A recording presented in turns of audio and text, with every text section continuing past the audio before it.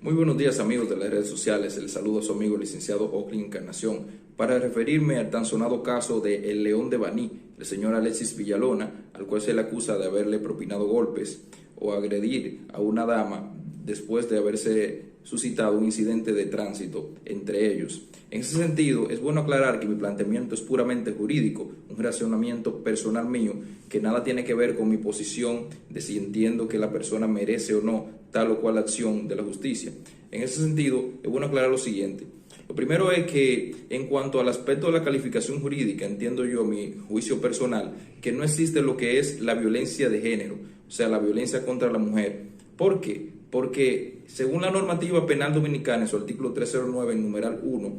existe violencia contra la mujer cuando existen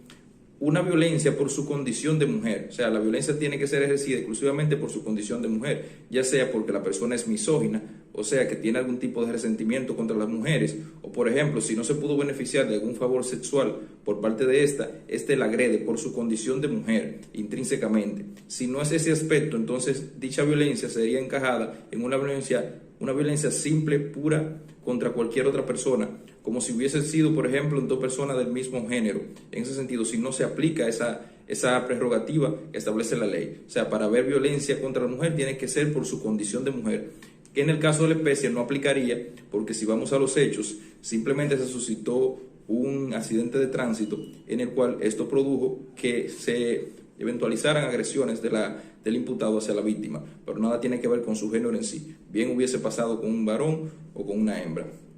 En ese sentido, en cuanto a la medida de coerción a aplicar, es bueno aclarar también que en el Código Procesal Penal existen 7 medidas de coerción, de las cuales el juez puede tomar una o varias. O sea, no necesariamente tendría que ser la prisión preventiva la medida a aplicar en cuanto a esos aspectos. Pues bien, existen también garantía económica, visita periódica y unas cuantas otras medidas más que pudiera el juez aplicar en ese sentido, porque según la normativa procesal penal, la excepción es la prisión preventiva y la libertad es la regla. Es bueno aclarar además que la normativa procesal penal en su artículo 229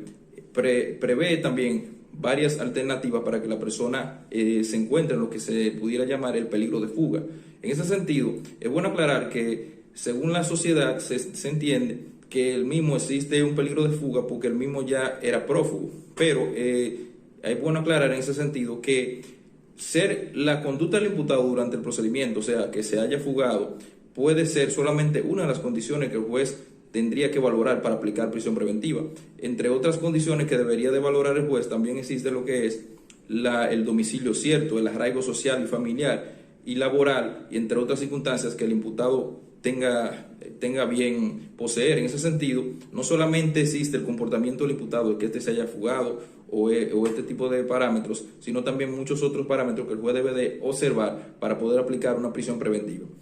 Es bueno aclarar también en cuanto a la pena a imponer. Si nos vamos estrictamente a lo que establece el Código Penal Dominicano, si sacamos lo que es la violencia contra la mujer, que ya le expliqué el parámetro de por qué no sería violencia contra la mujer, sino que sería violencia común de 309 del Código Penal Dominicano, lo cual las penas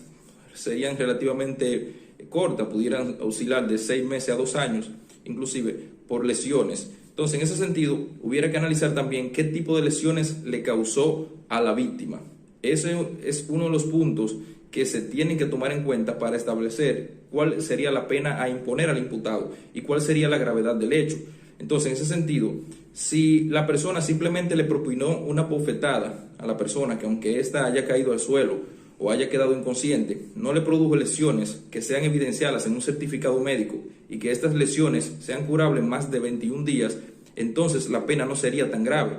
el caso no sería tan grave. Entonces eso debiera de evidenciarse en un certificado médico qué tan graves fueron las lesiones que recibió la víctima. Entonces, si las lesiones son curables en menos de 20 días, el caso no sería en realidad de la gravedad que la sociedad prevé. En ese sentido, es bueno aclarar que es bueno dividir lo que es el parámetro puramente de las presiones sociales y lo que es estrictamente la norma procesal penal. Es bueno referirse además al parámetro de si existió por parte del imputado lo que fue la amenaza contra la víctima, en el sentido de que el mismo, según se puede ver en el video, manipuló o tuvo en sus manos un arma de fuego. Es bueno aclarar en ese aspecto que según la normativa penal dominicana, las amenazas se catalogan cuando existe por parte del imputado una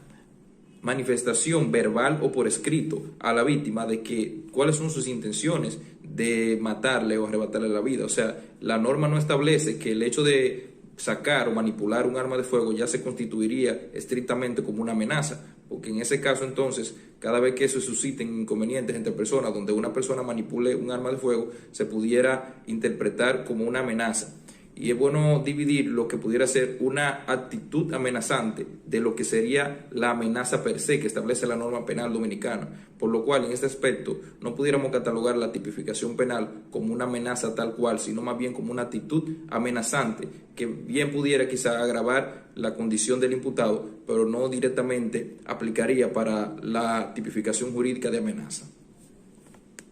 Si se dan las condiciones que hemos establecido objetivamente, sin prejuicios y con un grado de imparcialidad por parte del juez, puede ser que la medida de coerción a aplicar al imputado no sea directamente la prisión preventiva, sino que pudiera ser inclusive una garantía económica, presentación periódica, impedimento de salida o incluso el envío del imputado a un centro de reformación de conducta. Es cuanto, muchísimas gracias.